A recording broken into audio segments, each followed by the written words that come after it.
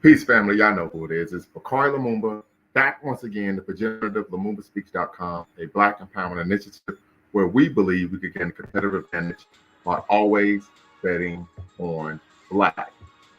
We're doing a dual stream once again this Sunday evening with Bequaline Network, the Pan African social media extraordinaire. And we're going to be discussing why I believe Bill Haney is an embarrassment for the Black community. But before we get started, family, make sure that you hit the subscribe and like button as well as the notification bell for future.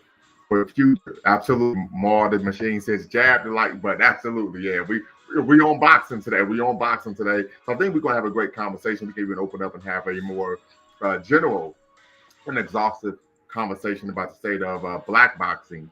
But of course, we're going to start off by talking about Bill Haney. Many of you may be unaware who Bill Haney is. He is, of course, the father and trainer and manager of the former undisputed light heavyweight champion and now WBC junior welterweight champion, Devin the Dream Haney. So we would get into that. I see the video the morning after.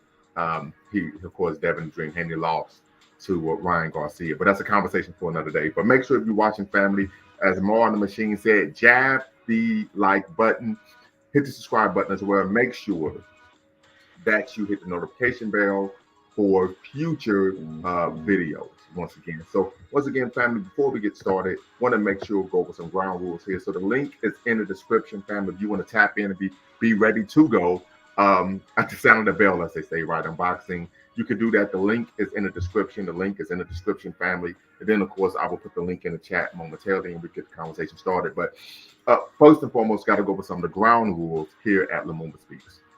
And those ground rules are, as you all know, diversity of thought is welcome. So irrespective of your ideology, if you're on the left or the right, you're right down the middle. If you're a postmodernist, if you're a feminist, if you're a womanist, this is a place for you to come and have a conversation.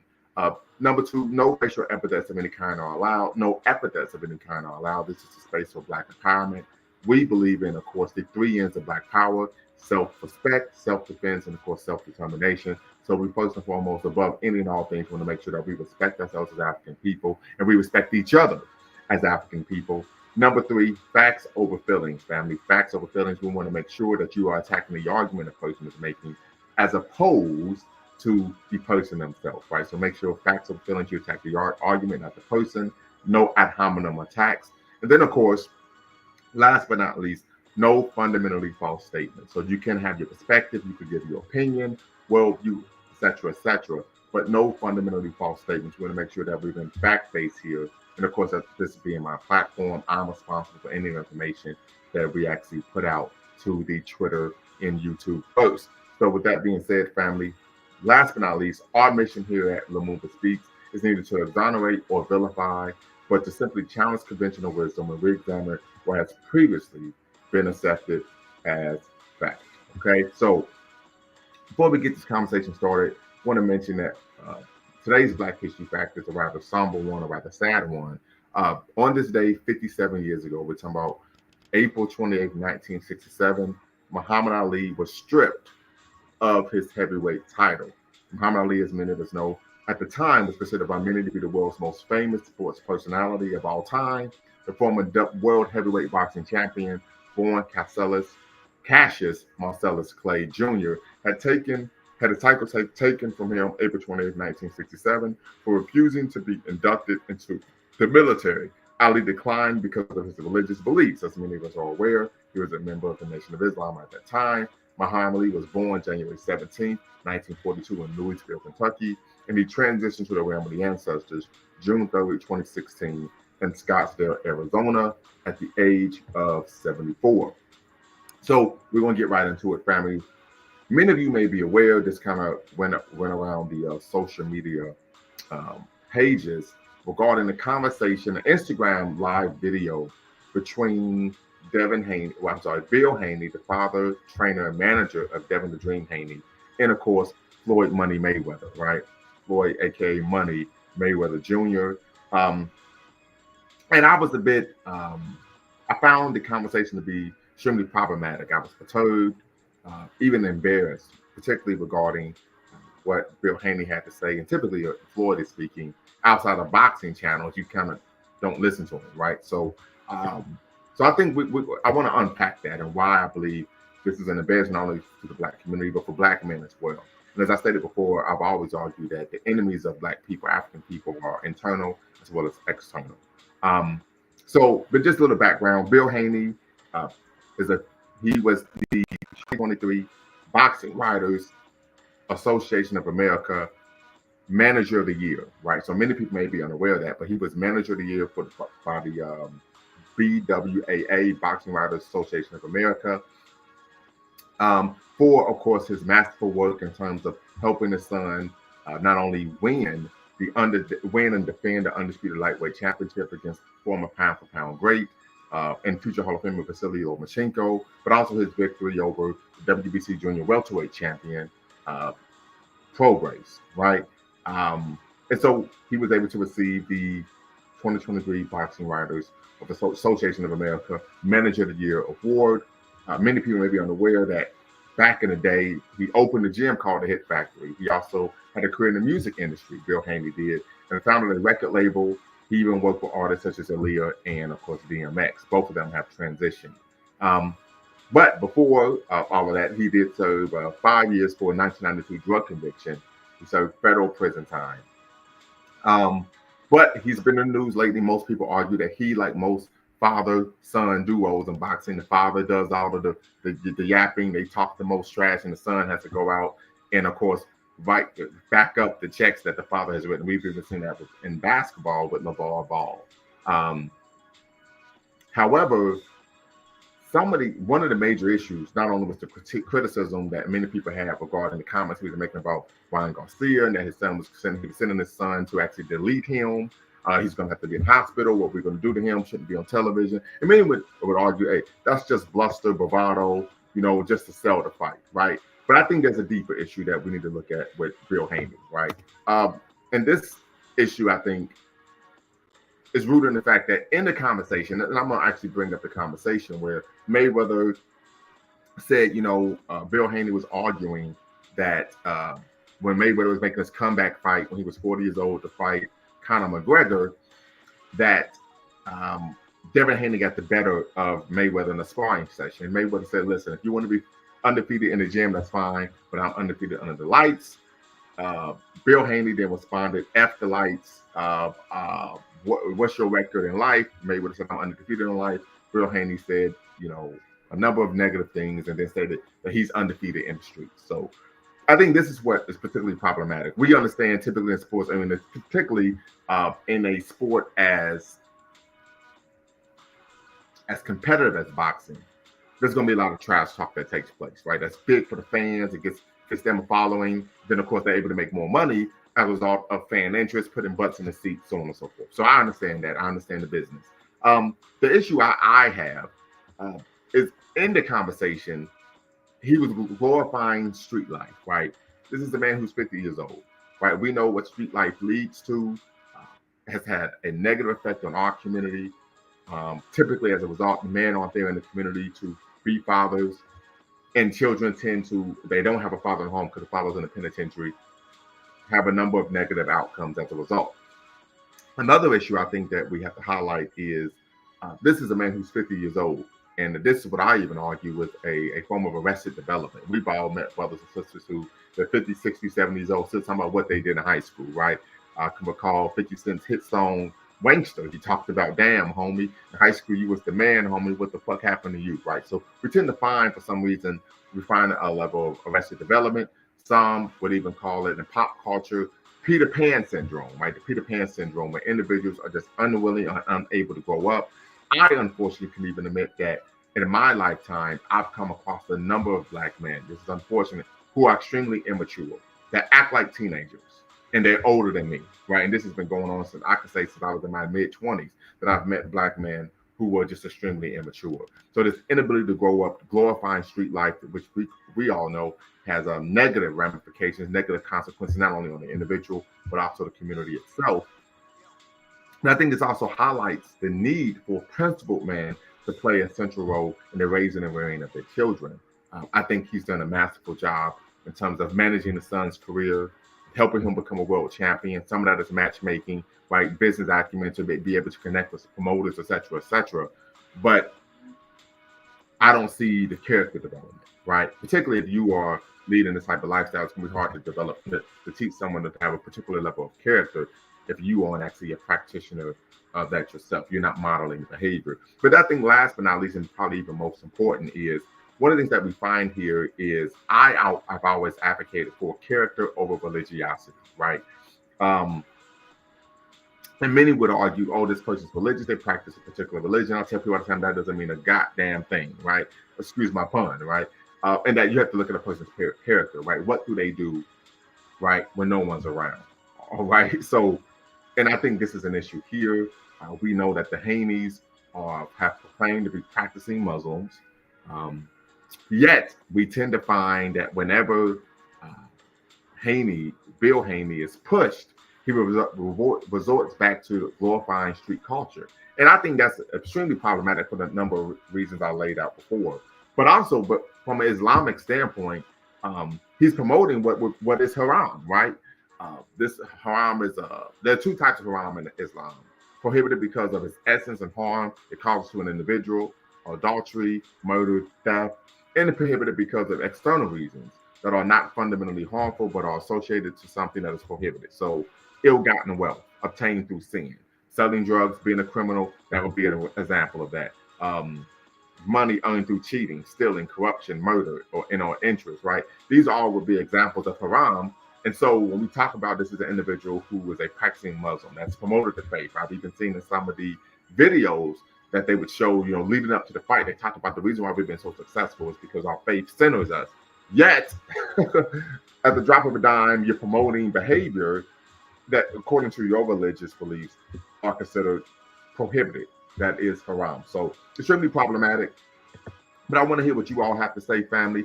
Timothy Taylor, Floyd, sold out Devin Haney. So definitely want you to tap in, brother Timothy Taylor. I'm going to put the link in the chat. I want you to tap in and tell us why you believe Floyd sold out Devin Haney. Timothy Taylor, Bill Haney is furious. Floyd advised Ryan Garcia to miss weight on purpose by 3 pounds. Got you there. So definitely want you to tap in. Then Mar the Machine says, well said. So, and I know who this is. I can see the picture, but I want you to tap in as well. And we can have this conversation. Like, I'm not someone that's trying to be the police or ideological police or moral police, but I do think this is problematic when we have individuals. And I mean, I'm known for my share of bluster and bravado. I won't deny that. But I never glorify street culture. And secondly, you're on a public platform, right? You are a public figure and you're promoting this type of behavior. I just think it sends a bad message. I would even argue that from a ethnic image standpoint, it's bad for us as black men, right? And I think Floyd did. It's rare that you actually argue Floyd was sensible in the conversation that didn't have to do with boxing. But he said, listen, my father taught me not to go in the streets. Nothing good comes as a result of being involved in the streets. And I said, that was actually, in my opinion, a great retort by Money Mayweather. So once again, family, the link is in the chat. The link is in the chat. The link's in the description.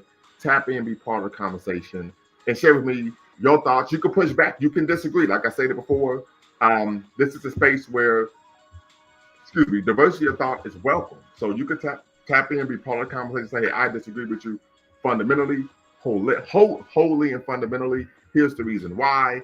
And then we can have that conversation as well. So tap in, family, be part of the conversation. The link is in the chat.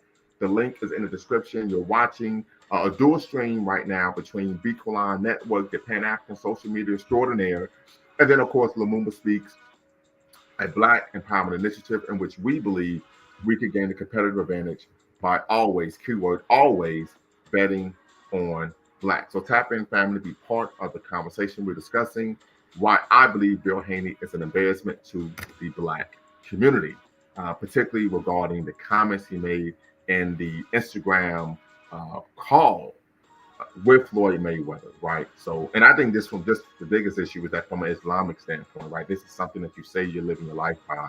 From an Islamic standpoint, he actually was promoting behavior that is prohibited in Islam. They've gone on record on numerous occasions, I would even argue ad nauseum, arguing that their faith, the Islamic faith in particular, right, is the reason why they've had the success that they've had and has grounded them in their personal and professional lives. So extremely problematic. Nova says talking about the streets and he's over 40. Exactly. I mean, this is what we would call young boy behavior, right? You expect a young buck to talk like that. You're 20, 25. But once you start creeping to 30, you would think, okay, you become mature and you leave that behind. I would even argue that if you're in the streets and if you've done time, you don't get credit for going in the can, right? You get credit for staying out, right? So obviously you didn't do something right, but I would argue being involved in criminal activity, illicit activity of any kind, is a problematic and unbecoming because it typically is detrimental to our community in a multitude of ways that, of course, are too numerous to discuss on today's show, but we can do that at a later date. We're actually going to be doing a show on the hip hop to prison pipeline. And of course, we're going to make sure we distinguish between the difference between hip hop and rap, right? But definitely be part of the conversation, family. I want you all to tap in and be part of the conversation. As I stated before, here at Lumumba Speaks, we believe that the enemies of African people are internal and external. So it's easy for us to talk about some of the external issues that affect our community. But every now and then, right, we need to make sure we're looking inward at what's going on in our community, in our homes, and how we're living our daily lives to make sure that we're not contributing to the omnipresent, ubiquitous, and intransigent nature of anti-Blackness, right? So, family, the link is in the chat. The link is in the description. If you want to be part of the conversation, a couple tidbits: you do not have to cam up, and you can use a pseudonym. So 2 things: you don't have to cam up, right? You don't have to show your face. I know it's late on the East Coast. We're getting late on the East Coast. And then, of course, number 2, you could use a pseudonym. Many people may have public-facing jobs, and you may have some views that are non-traditional and even controversial and don't want to put yourself out there to where it can affect your employment and your livelihood. Completely understandable. I understand that. So tap in, family, be part of the conversation, and you can use a pseudonym. You do not have to come up to be part of the conversation. Also, even though I've provided, I would argue, a vociferous critique of Brother Haney, he's still a brother, right? Even though he's still part of the family, even if he's engaging in behavior that we would view as problematic, that I would view as problematic here on my platform. But we still want some sisters to tap in as well. Wanted to hear from the sisters. What do you all think? I couldn't even recall. And I think this is important because I can recall, this was years back. Many of you may be aware, if you know me personally, that I actually subscribe to the New York Times. Newspaper of record, there are 2 world-class newspapers in the United States, New York Times and the Washington Post. I will push everyone, if you just want to be made abreast of national and international politics, that would be the route to go. Also, Democracy Now! I think is a great medium to learn about what's going on in the world, but also in terms of expanding your vocabulary. So that's a quick tidbit there. But I think one of the issues that we're finding here, as I stated, when I was in the New York Times many years ago, there was a brother who, from Chicago, shout out to Chicago, stated that he was a drug dealer. He was probably about 30, 32 years old. He didn't want to sell drugs anymore. He said, I want to leave the street life alone. I want to actually be a productive citizen. So he gave up selling drugs, and his mother excoriated him for doing so, right? Because as a result of him making easy money, he was able to just throw wads of cash at his mother. And so one of the things that we even find in our community sometimes is that some of the adults, or so-called adults in the community, are willing to allow young people to throw their lives away just to make a quick buck, right? We know in the movie ATL, which came out probably about 18 years ago, right, that we saw that issue in terms of T.I.'s younger brother in the movie. The uncle was like, hey, it wouldn't hurt to have a little more cash around the house. So we tend to find this issue as well. So tap in, the family. We're discussing Bill Haney, why I argue that his behavior is an embarrassment to the Black community, but also we could talk about some of the contemporary issues Black men face, and of course, criminality in the Black community. So family, the link is in the chat. The link is also in the description, right? So tap in, be part of the conversation. You're watching a dual stream between the Becolon Network, the Pan-African Social Media Extraordinaire, and of course, LumumbaSpeaks.com, a Black empowerment initiative where we believe we could gain a competitive advantage by always, keyword always, betting on Black. And if you're watching, family, make sure you hit the subscribe and the like button, as well as the notification bell. We want to make sure you're always updated for future videos here on the platform. So if you are familiar with the conversation with Bill Haney and Floyd Mayweather, put a 1 in the chat. If you're unfamiliar, put a 2 in the chat. But if you're familiar with the conversation that they had on Instagram, put a 1 in the chat. And if you're unfamiliar, put a 2 in the chat. Just want to make sure that people who are watching, we have a pulse of the people, if they are in tune or they are in tune with what actually took place or transpired after the mega fight on last Saturday between, of course, Devin the Dream Haney and King Ryan Garcia. So put a 1 in the chat if you're familiar with the conversation. So Michelle says 2. Okay. But still want you to tap in, sister. Want you to tap in, be part of the conversation, because I'm quite sure, I just want to get your thoughts too, just from a female perspective, a sister's perspective, regarding 50-year-old man arguing, promoting, glorifying street life, that they're undefeated in the streets, so on and so forth. So definitely want to get you all's thoughts on that. And what can we do as a community to move away from that type of mindset, that type of mantra? Are some people too far gone that you have to just let them go? So definitely tap in, family. Be part of the conversation.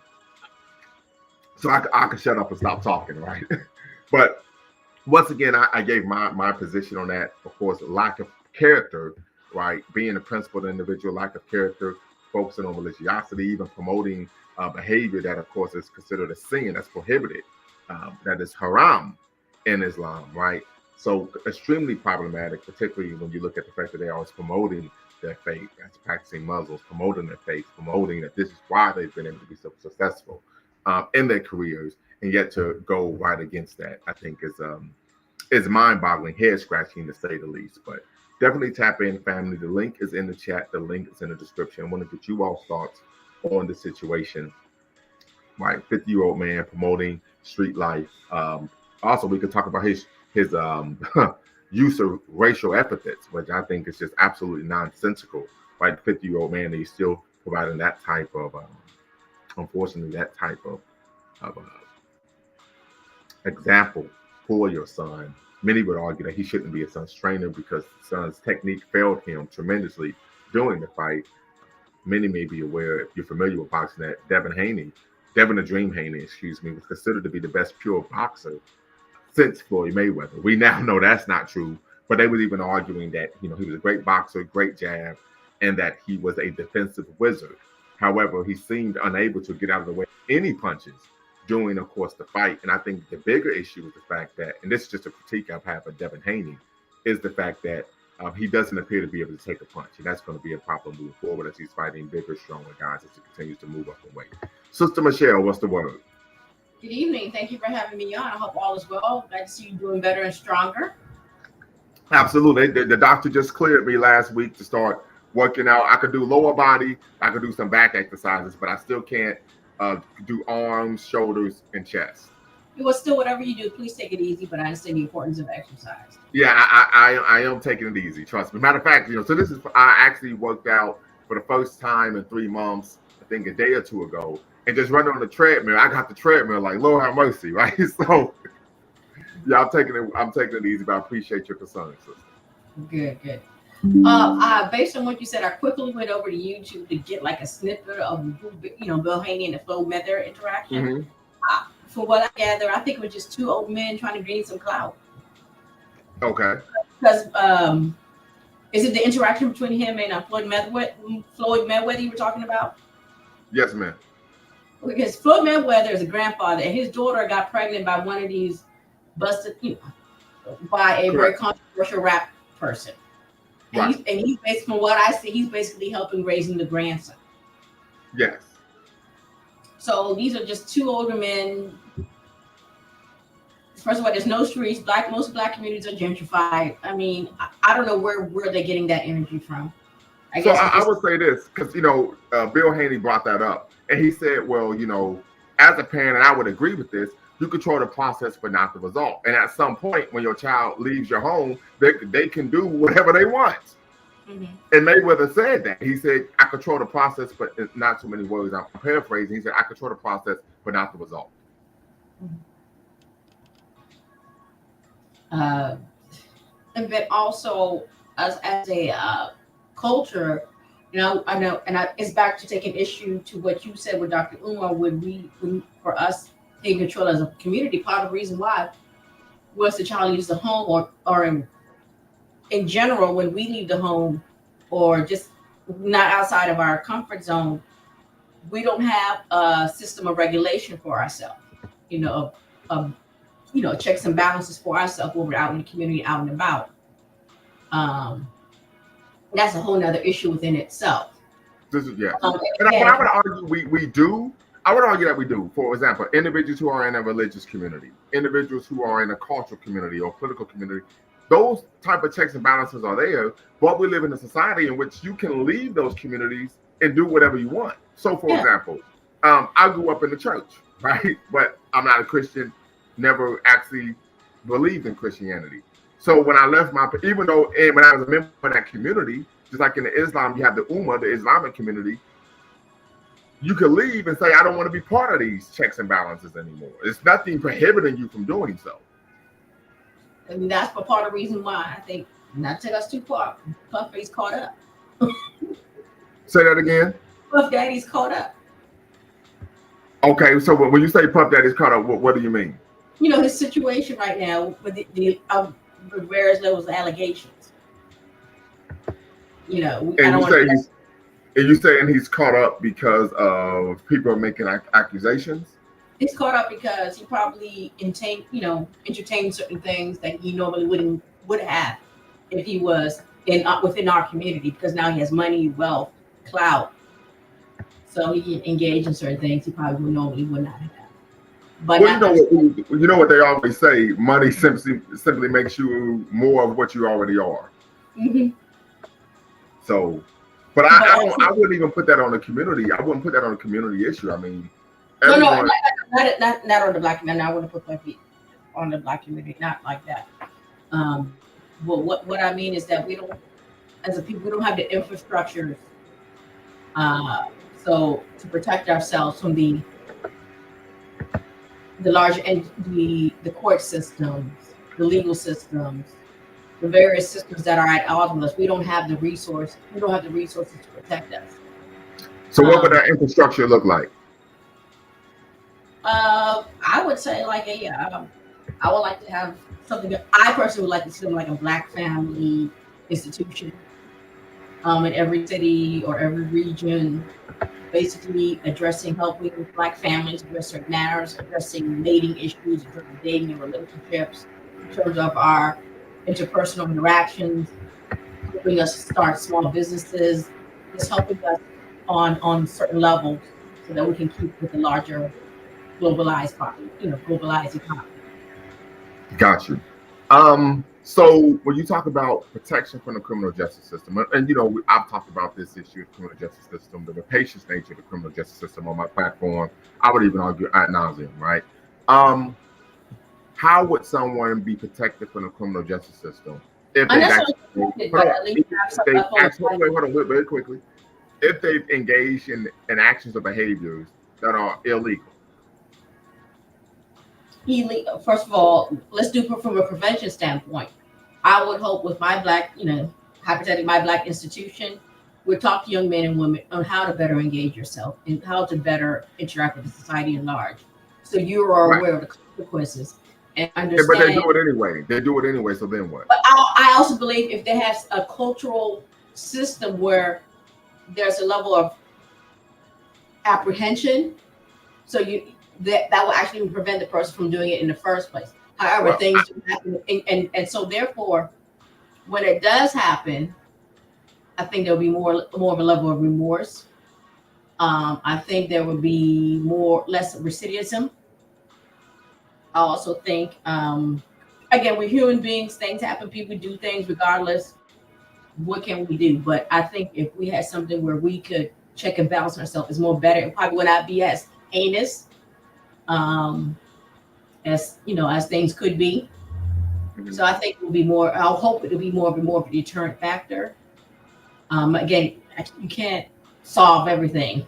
I wouldn't believe we could do all that. Okay, so once it gets up, my question is: the individual engages in criminal activity.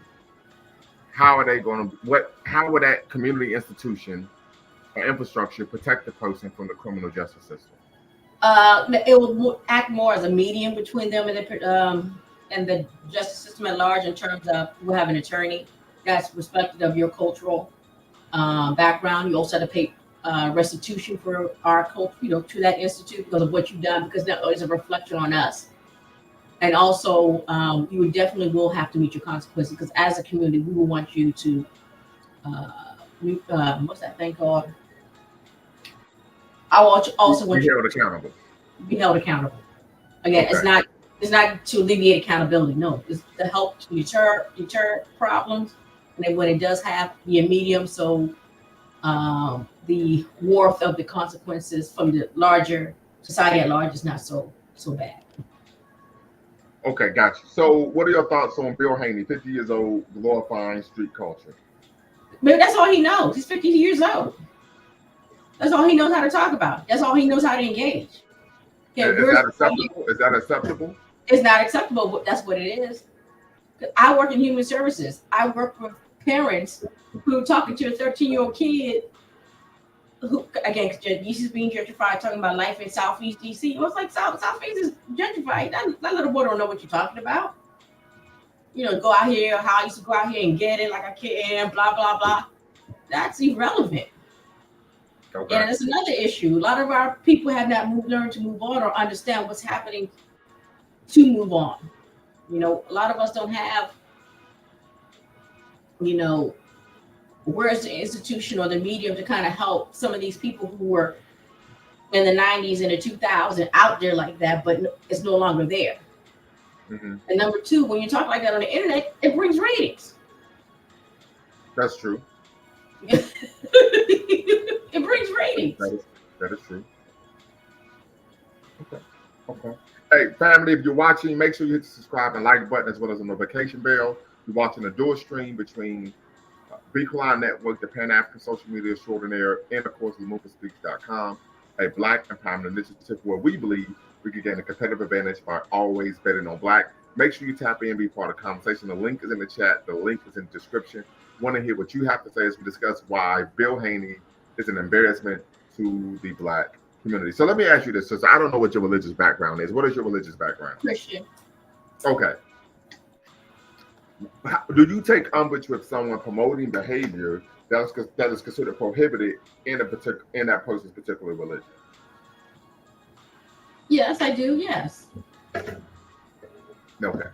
So would you take someone like that serious? No. Okay. So what can we do with these type of individuals, particularly men? We're talking about a Black man this evening that engages in that type of behavior. How do we address that in our community? Ooh, that's deep. I really don't know, because you also got to respect where he's at in his life. No, you don't. No. We do not have to respect a person and where they're at in their life when they're causing harm to our community. No, we don't. We do not have to allow space for that. When you are engaging in behavior that is detrimental to our mere existence, we don't have to respect shit. Okay, if that's fair, but who is there to, share this consequence of feelings to this man, Bill Haney? Yes, Black Twitter is going to say something. You're doing a show on it. How long is this going to last? After 2-3 days or a week, we're on to the next topic. Well, no, I think, a lot of people here in the Twitterverse, YouTube streets, they talk about being on code, right? In the social media sphere. I would argue that part of being on code, in my opinion, would be excommunicating individuals who engage in activities and behaviors that are detrimental to our community and our people. Didn't they excommunicate Candace Owens? I'm sorry? Didn't they excommunicate Candace Owens? Which she's never been part of. I would argue she's never been part of the community. But she was trying to make come back. She tried to come back in. And she wasn't accepted. Brother Nova, Costa Nova, I need you to cam up here in queue. Okay, got you. I'm gonna bring you in. No problem. You can turn your camera off. I'm gonna bring you in. All right. Yeah, go ahead. You're talking about Candace Owens. Candace Owens tried to come back home, and she wasn't accepted. Hey Costa, how are you? Long time brother. How's the family? Michelle? Fine, thank you. Lumumba? What's the word? All right, hold on real quick. Starlight says, what's wrong with Candace? Tap in, be part of the conversation, and we will talk about that as well. So tap in, be part of the conversation, Starlight. The link is in the chat. The link's in the description, and we'll discuss why Candace Owens is problematic. All right, go right ahead. Oh, y'all want to Now, say why Candace Owens is problematic? I was tapping in to comment on the Devin Haney situation with Floyd right, Mayweather. right. I Go right think ahead. I think Bill is just throwing a hissy fit because his boy got whooped. And Okay. if I'm not mistaken, Ryan Garcia says, I don't know if he was trolling or not, but he said that Floyd hit him up and let him know to miss weight. You know, he advised Devin that he should miss weight. So I You feel mean like Ryan? Bill Haney lashing out on Floyd, that may have some kind of truth to it, you know? Okay. Sorry about the sirens. I am sitting outside. I'm in No, Chicago. you all good. You good. Let me step in real quick. Yeah, I think that was real immature what Bill did. I mean, him mentioning the streets at 50 years old, like at this point, having people like Charleston White on the internet, they've exposed people like Bill Haney. So it's like Mm. for him to do that, it's almost like he's designated himself with the goofies because only goofies do that. Like you Okay. 50 So, years old and you and I talking gotta, about I gotta something ask that you, you brother, did 20 years ago. what is a goofy? According to A, you, what is a goofy? a goofy is somebody who's not serious about life. Okay, got you. So, you know, goofy is just a term that people throw around here in Chicago. It's just something to disrespect people. But the underlying basics of a goofy is like you silly about everything. You're not serious about nothing. Gotcha. And it's like for him to mention the streets and say he never lost in the streets, though we can't substantiate that. Well, Uh, I would argue that he has lost in the streets because he did 5 years in the federal penitentiary. that is an L, right? That's an L. I mean, I know. I mean, you from the Shy, but I'm from Dayton. I know if you're locked up, that's an L. You don't get I points for consider that an going to the L. prison. I don't know what streets he from, but whatever streets Right, I done heard about, you get locked up, that's an L. I mean, right. it starts with L, lockup. So yeah, Bill Haney, seeing him do that, I just saw basically a child.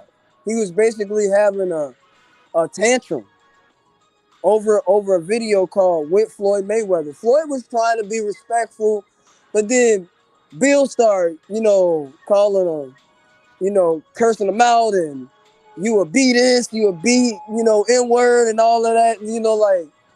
Like I just it's not a good look. And if I was Devin, I would get another trainer because it comes to a certain point in your life where you gotta go about it, like on your own path. And I think that time is now. It's one of them things where it's like it was working for him, so like if it ain't broke, don't fix it.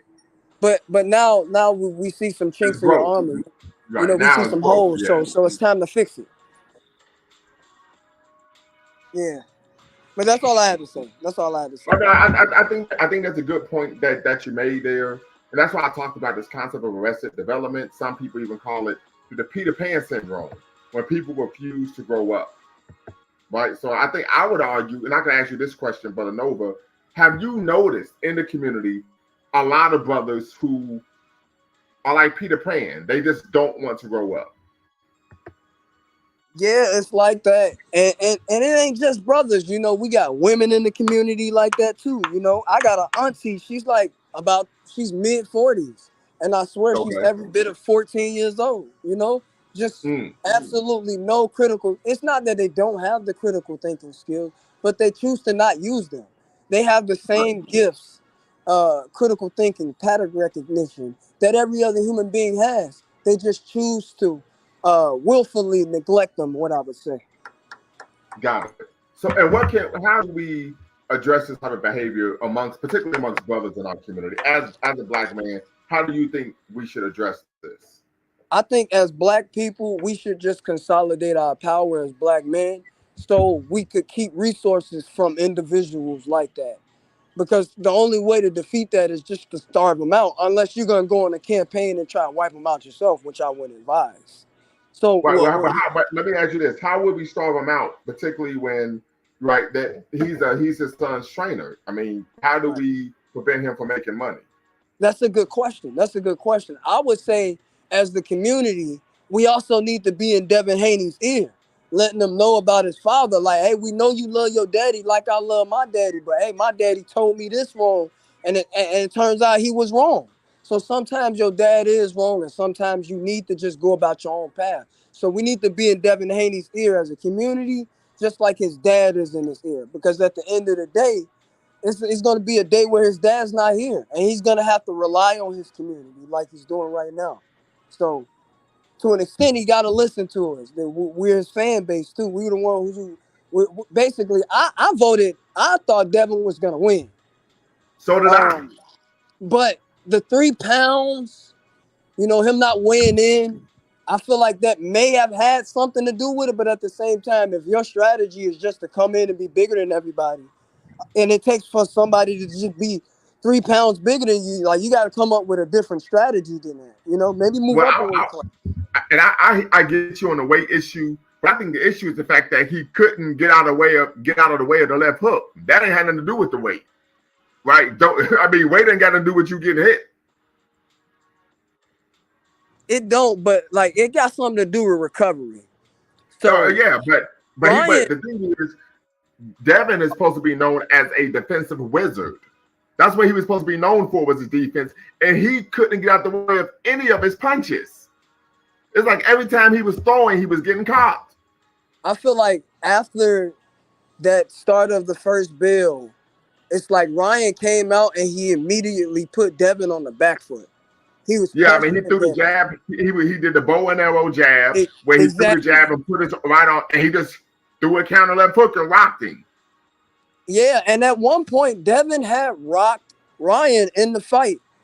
However, it seemed like Ryan was able to recover much, much better than Devin was able to recover from that first left hook in the first. Because remember, he dropped him in the first round. Then he dropped Devin. No, he didn't drop him, but he had him pretty hurt. Okay. Yeah, he had him on noodle legs. He was on noodle legs. Yeah. He was sick. He was doing a stanky leg. Yeah. Basically, so it's like I don't know if he was discombobulated, but it's like when I saw Devin walking out to the ring, I'm like, man, why do I feel like this dude finna lose? Just looking at him, it looked like he didn't, like, you know how you look, like, all right, I'm ready, let's go. He didn't look ready. He looked like, oh, I gotta go out here. Okay, gotta go fight. And Ryan looked much, much more ready. He looked much more prepared for the fight. I'm saying that he didn't have a good training camp. He probably had the best training camp of his life. Devin looked like he was in phenomenal shape. Again, like you said, he just couldn't get out of the way of that left hook. Right. So he couldn't, and a lot of people are calling for that he needs to get a new trainer. A lot of people are even arguing that he needed to get a new trainer after the Lomachenko fight, because Haney was doing good work, and then he would just stand there right in front of Lomachenko and let him counter. Like, you're catching him, then step off to the side on the angle and make him reset. So yeah, it's a lot of stuff, a lot of things going on there. A lot of things. He was just jabbing 1-2 to the body with Lomachenko. Jab 1-2 to the body. I should have suspected something with Devin when Terrence Crawford had beat what that boy name is. Spence. Earl Spence. When Terrence Crawford had beat Earl Spence Jr. and he came out and he basically made an excuse and said, oh, yeah, well, Spence didn't look like himself, and basically was making excuses for Spence. I predicted that fight years prior to it happening.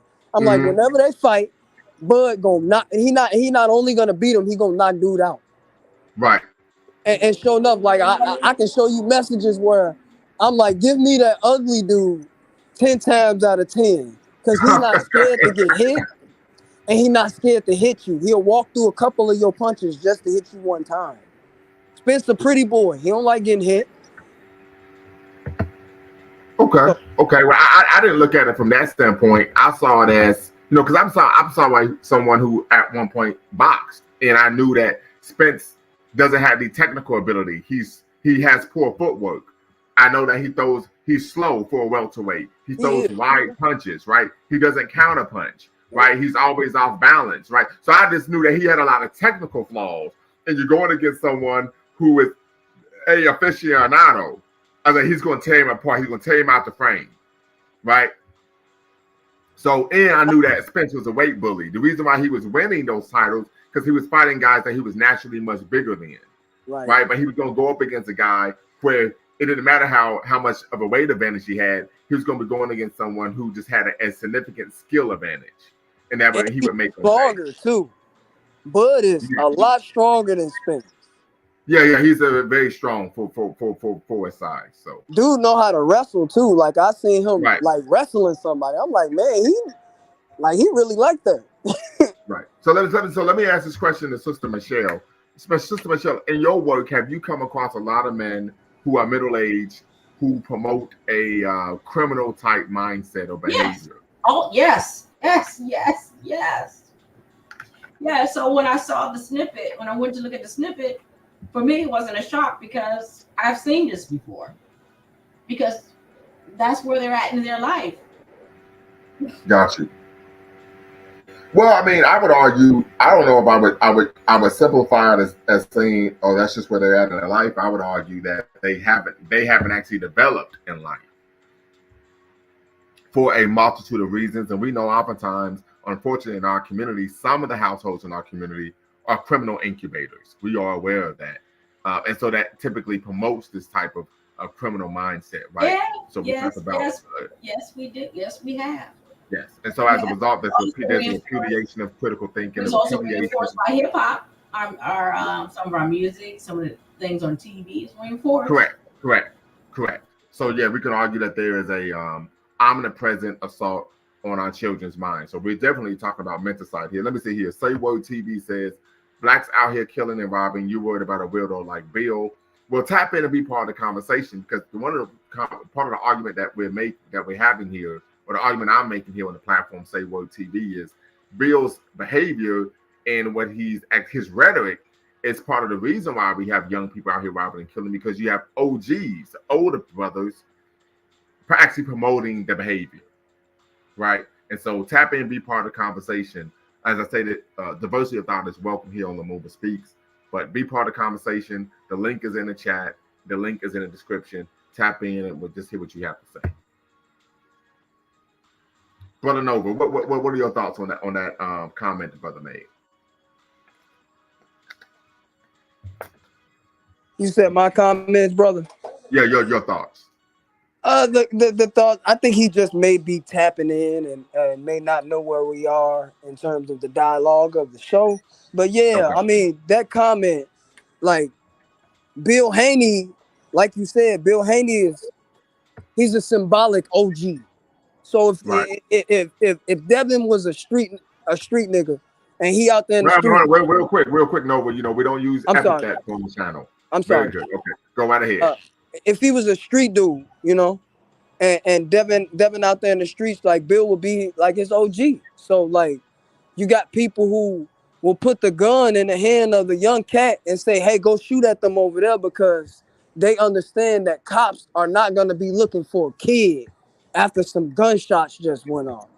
They're more than likely gonna be looking for grown adults around there who may fit a description or something. Nobody gonna be really looking for kids. So like gangsters have known this for a long time to have kids do crime, and they're more likely to get away with it. They're smaller, they can slip under the radar, they can hide, So or be a mule.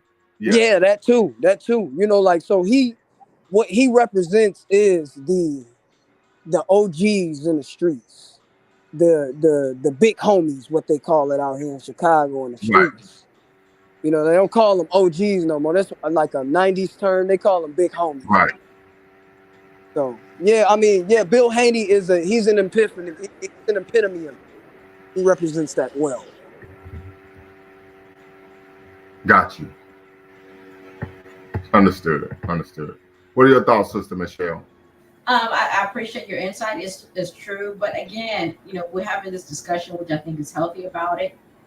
That's why I like your forum. But again, these are some of the many issues or unresolved issues in our community. You're having dynamics of the young and old, and we don't have the resource or the mechanism to kind of mesh those so it's a healthy relationship. And that conversation with him and Mayweather was a totally unhealthy conversation for two black men in front of the world for me. But again, Right. everybody was internet entertainment, so went off the charts. Understood. Understood. And I would agree with you. By him being an OG, so in context, they don't understand how the world has changed. Many of these men don't quite understand how the world has changed in terms of their perception, understanding how we're going to move forward, generational wealth, generational knowledge. Instead of having that discussion, hey, I used to do this X, Y, Z. You moving forward, things have changed. Conversation needs, he needs to change his style and his movements with the time, and they don't know how to do it. There's no like OG reform school. Reform school, got you. Okay. Got you. Okay. All right. Very interesting. So when you come in contact with these brothers, particularly your day job as a social worker. I had a grandfather. Okay. So how did you address those issues? We took it calm, Mr. Such and Such, how are you? Because he came there, yeah. Back in the day, I used to run South E, yeah. So we said, okay. Then we asked, can you come to the back that we can discuss this, please? We were calm with them because we knew it was just all bravado. Right. Yeah, I had a few of them. Mother, back in the day, you look at my dad with all, but that's our community. You gotta love us. I don't think I'm gonna love that. Yeah, I don't think I'm gonna love that, but I get where you're coming from. So let's see here. So now he's an embarrassment to the whole black community. Stop it. He was just being a bit emotional and misspoke. What about all that he has done to make his son a champion and millions of dollars? Damn. So P.39, I want you to tap in and be part of the conversation. And I'm gonna answer the question, and then I'm gonna allow Sister Michelle and Brother Nova to answer the question as well. So I would argue that he was being emotional because this is something he's done on a consistent basis. Bring up the fact that he was in the streets, he sold drugs, went to federal prison, so on and so forth. He has consistently used the N-word, racial epithets towards other black people ad nauseum in front of national media, right? Now, his ability to make his son a boxing champion, right, make millions of dollars, does not overcome the fact that he's setting a bad example in terms of character development and what it means to be a black man, a member of a black community. For example, we see this all the time in the black community where some parents groom their child to be an athlete. The child could barely read, the child could barely write, the child hasn't developed themselves holistically, right? But the child is a great athlete, right? So I would even argue that that's problematic as well, because typically you have individuals who haven't developed their whole person, right? What happens is they tend to have off the field, off the court issues, right? So this is something to consider as well. But the behavior in itself isn't an embarrassment. As I said it before, he has engaged in this type of behavior consistently for years, right? Particularly on public platforms, in terms of in front of national television, he's behaved this way, right? And so I would argue, irrespective if your son is a great athlete, I don't give a damn if you're behaving this way is unbecoming and it's problematic. And so I think one of the major issues we have in our community that I take umbrage with is that if a person's making a lot of money, but they're engaging in behavior that's detrimental to the community, people give them a pass. We find this all the time, particularly in the black community, with individuals who are selling drugs, right? Street pharmaceuticals, as they say, right? And yeah, he's doing this is wrong, but he's giving me four G's a month, so I look the other way. So, but part of this needs to be where we're focusing on character development. Then we even talk about the ethnic image of the black community. This poorly reflects the ethnic image of our community, of our people, and particularly of our man. Right. Devin hasn't, I would argue Devin has displayed some of the same behavior, particularly in terms of using racial epithets. Right. So that there, I would disagree. I actually am not a casual boxing fan. I'm a hardcore boxing fan. I follow it hardcore. I was familiar with Devin even when he was in the amateurs. I even have a subscription to Ring Magazine, which we know is considered the Bible of boxing. It's been around since the 1910s, 1920s. So Devin has displayed the same behavior in terms of having a propensity to use racial epithets, right, and towards Black people on a national platform, which I would argue is unbecoming, problematic, and does harm to our ethnic image, right? So that would be an example to disabuse you of the claim that you've made. Most of these podcasts use the same language, and it's not fair to point them out. The N-word should be abolished, period. Yes, the N-word should be abolished, period. But I can't speak to other podcasts. I can only speak to my podcast, right? And what we're about here at Lumumba Speaks and Beat Line Network. And one of the things that we focus on is the 3 ends of Black power: self-respect, self-defense, and of course, self-determination, right? And so we're big on not essentializing, the stereotypes that were created about us, and then actually living those out for the world to see. Even privately as well, we view that as something that's inherently self-defeating, self-destructive. So, and this, of course, disempowering. So appreciate that, brother. But come on. You can come on the live. You do not have to cam up. You can continue to use your pseudonym P.39 and be part of the conversation. I do understand a lot of podcasts use that type of language. I've done some dual broadcasts with other podcasters, and I've let them know, hey, if you come on my platform, we're doing a dual broadcast. You cannot use that type of language for any reason whatsoever, or we would have to go and we would actually, I would take them off that actual live. But P.39, tap in, be part of the conversation. You do not have to cam up, and you continue to use your pseudonym. Just want to hear more from you. Like I said, having pushback, I think, is a good thing, because we don't want to have conversations in which we are simply in an echo chamber. Brother here says, I agreed about the N-word. Why do we feel like it's okay and it's our word? So yeah, tap in, brother. Be part of the conversation. Tap in. I want to hear from you. Brother Frank, tap in. I want to hear from you, and we can unpack that as well, because I think that is an issue that we do have to consider. Sister Michelle, what are your thoughts about the N-word, and why do we feel it's okay that we using it as our word? I just feel like sometimes there's, terms that we may use amongst ourselves. They should be amongst ourselves. That I may say when amongst people I feel comfortable with. And yes, it may not be the most polite words, but it's a word that is used within the context within my community or my cohort. But I may not, share it with you or somebody who I don't know who is not familiar with my cohort. But unfortunately, with the N-word, I think we played it out too much in terms of how it becomes such a mainstream word. Because the status quo can't use it, so they make sure we're using it in every rap song we do, and reinforces various stereotypes. And that's my issue. And another issue I have with the N-word, where they're using it to make hits and songs, I think we need to get a royalty check. I'm sorry. Well, hold on. If we're getting a royalty check, that would only encourage the use of the word. But what do you mean encourage? It's still being used. All your songs. You have now the N-word. The N-word is used a couple of times. And we can have a whole. If we get a check, if we were to get a check for the use of racial epithets towards Black people, I'm getting a check. I'm just at least giving it to the community. That I don't think that would help at all. Well, it's not helping now. I'm not encouraging it, but I'm looking at it, what it is and where we're at. I know, but what I'm saying is a separate show on that, Brother Lumumba. I think we need to have a separate show. I think we need to bring that up to discussion. Bring that up. Well, I understand that. But what I'm saying is, at any time you reward bad behavior, right, and you're rewarding bad behavior by providing royalty checks, that's not going to disabuse people of that particular behavioral practice. No. I mean, that's just logic.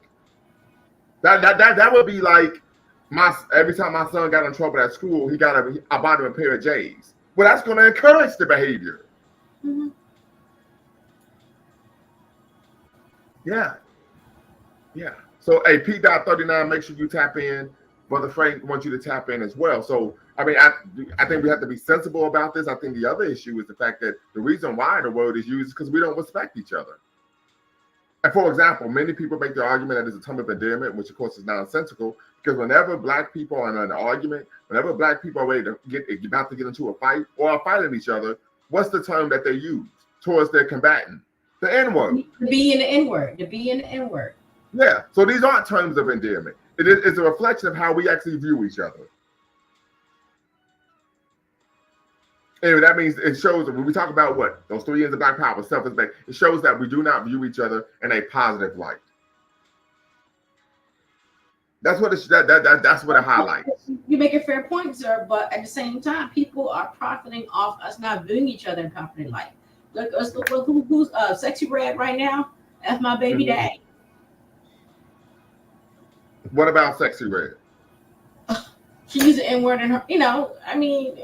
Right. Hold on. And how do you and how do we hold on? Wait, hold on. You can't overtalk me. And how do we solve that problem? By voting with our ears and our eyes. That's how you solve the problem. For example, there was a TV show, Shorty Low. He was a rapper from Atlanta. He passed away. He transitioned years ago. He was going to have a reality show called My 10 Baby Mamas. The community came out and said, absolutely not. This is absolutely degenerative. They've done a remake, a actual animated version of the Good Times. Right. The community's come out and said this is trash and advocated for people not watch the show. And I believe as a result, the show is going to be canceled. Right. So we have agency. If we take issue with these things, we can take action and say we are not going to support you as an artist.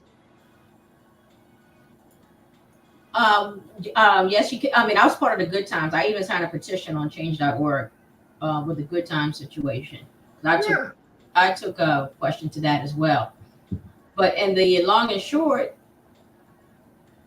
those only a few instances. There's many. If that show wasn't called Good Times, it probably would have been a hit. But because they correlated with the real Good Times, that was its downfall. No, I don't think the title had anything to do with it. People took umbrage with what the show was, the actual show, not the name. Because they were correlating with the real Good Times. But what I'm saying is, I think that's what got people in the uproar. But irrespective of that, people would have taken umbrage because of the stereotypical promotion of Black life. It didn't matter what the show was called. The show could have been called Seventh Heaven. And people would have took issue with that.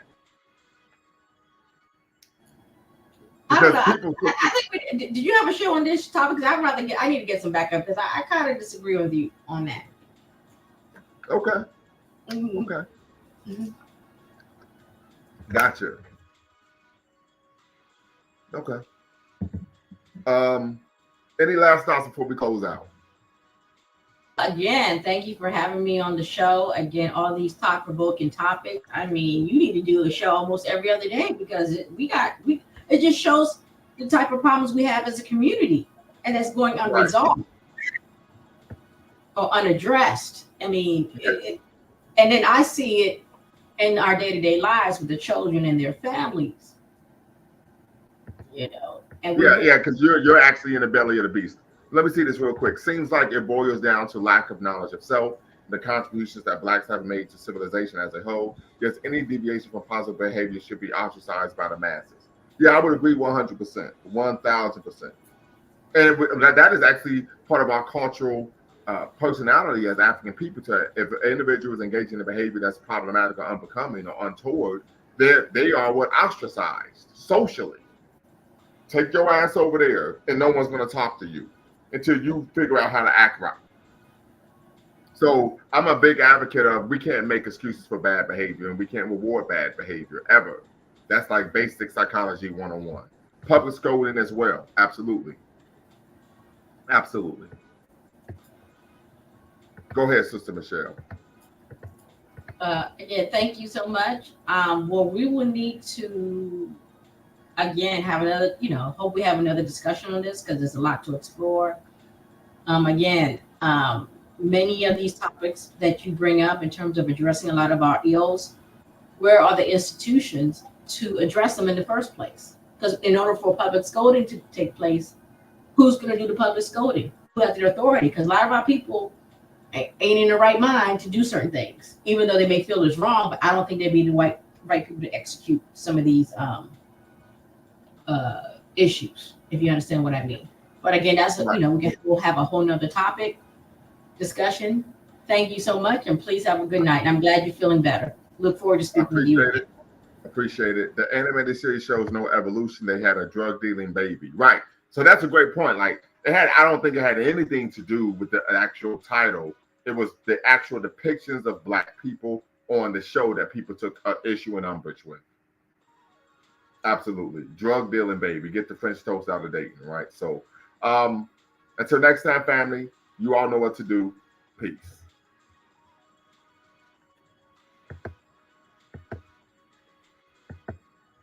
Absolutely. They devolved. Absolutely.